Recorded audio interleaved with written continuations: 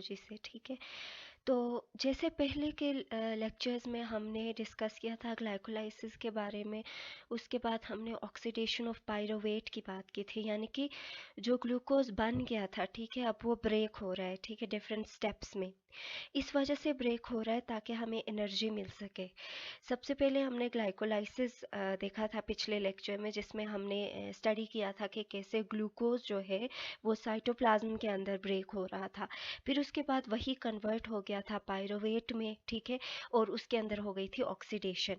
अब फर्दर फिर नेक्स्ट जो फेज़ आता है उसको बोलते हैं क्रेब्स साइकिल, ठीक है, और ये स्पेसिफिकली माइटोकॉन्ड्रिया के अंदर होता है, जैसे ग्लाइकोलाइसिस होता है साइटोप्लाज्म में, ठीक है। तो अब क्रेब्स साइकिल को हम देखेंगे, ये सारे प्रोसेसेस क्यों हो रहे हैं, ताकि हमें एनर्जी मिल सके। एनर्जी एटीपी के मॉलिक्यूल्स को बनाने के लिए ये सारे प्रोसेसेस हो रहे हैं, ठीक है। तो क्रेब्स साइकिल का सबसे पहले हम इंट्रोडक्शन देखते हैं।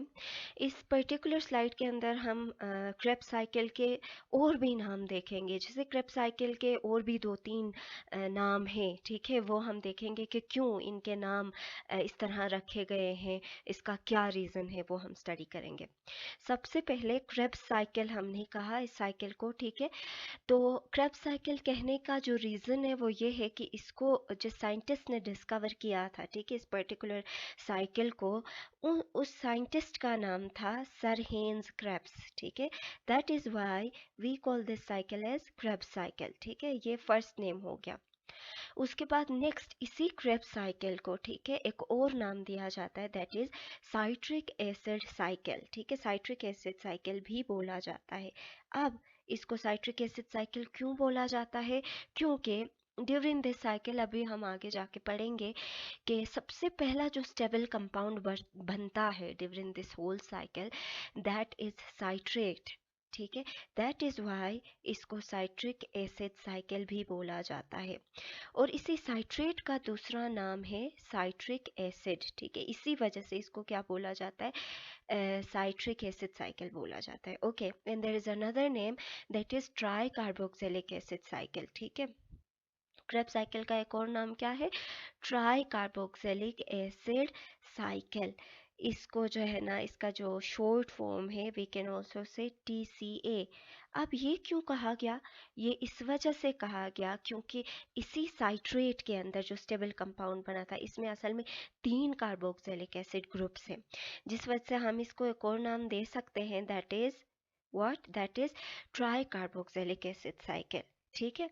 तो इस तरह हमने क्या देखा, let me choose a pen here, yes, इसमें हमने देखा कि क्रेब्स साइकिल के बेसिक कुछ नेम्स हैं, ठीक है, और उनका रीज़न आइडेंटिफाई किया कि why those names are so, ठीक है। जिसमें सबसे पहले तो क्रेब्स साइकिल, पहला पॉइंट तो ये है कि हम क्रेब्स साइकिल नॉर्मली बोलते हैं। नेक्स्ट है साइट्रिक एसिड साइकिल, ठीक है।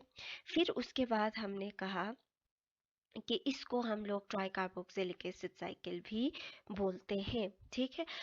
Okay, so another thing is, अब हम हाईलाइट करेंगे और भी पॉइंट्स को, ठीक है।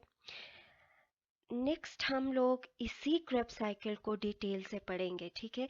इसमें जो है एग्जैक्टली 9 फेजेस आते हैं, या आप बोल सकते हो कि 9 स्टेप्स आते हैं, जिसमें ये क्रेब्स साइकिल जो है कंप्लीट होता है, ठीक है। सबसे पहले सिंथेसिस स्टेप है, ठीक है, इसको अभी हम जो है डिटेल से नेक्स्ट स्लाइड में पढ़ने वाले हैं। अभी हम सिर्फ इन लिस्ट करेंगे, नाम देखेंगे कि क्रेब्स साइकिल में कौन कौन से स्टेप्स है। Number 1 is synthesis, number 2 is dehydration, and now we will going to learn it in detail कि synthesis में क्या synthesis होगी, ठीक है, dehydration क्या होता है। उसके बाद फिर next है hydration and then oxidative decarboxylation, ठीक है। फिर उसके बाद next है oxidative decarboxylation and addition of coenzyme A, ठीक है, addition of CoA। Okay, and next is formation of ATP. यही तो हमारा मकसद था, ठीक है, कि हम किसको बनाएं, एटीपी की फॉर्मेशन करें। तो यहाँ पे क्या बन जाएगा, हमारे पास एटीपी बन जाएगा।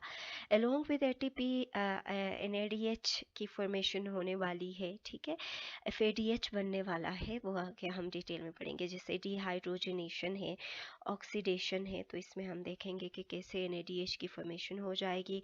हाइड्रेशन है, इसको भी डिटेल से देखेंगे। And then we have again dehydrogenation and oxidation. Okay, so ये एक्चुअली हमारे पास कितने स्टेप्स हैं? 9 स्टेप्स हैं। इनमें जो डिहाइड्रोजनेशन है वो 2 दफ़ा रिपीट हो रही है, ठीक है।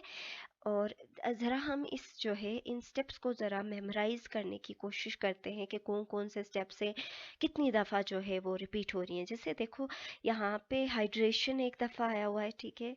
उसके बाद फिर एक और दफ़ा हाइड्रेशन आया हुआ है, ठीक है। फिर उसके बाद जो है डिहाइड्रोजनेशन जो है एक दफ़ा आया हुआ है, ठीक है। उसके बाद हमारे पास है डिहाइड्रोजनेशन अगेन यहाँ पे आ रहा है, ठीक है। ओके, तो इन स्टेप्स को जो है हम डिटेल से पढ़ेंगे। ओके,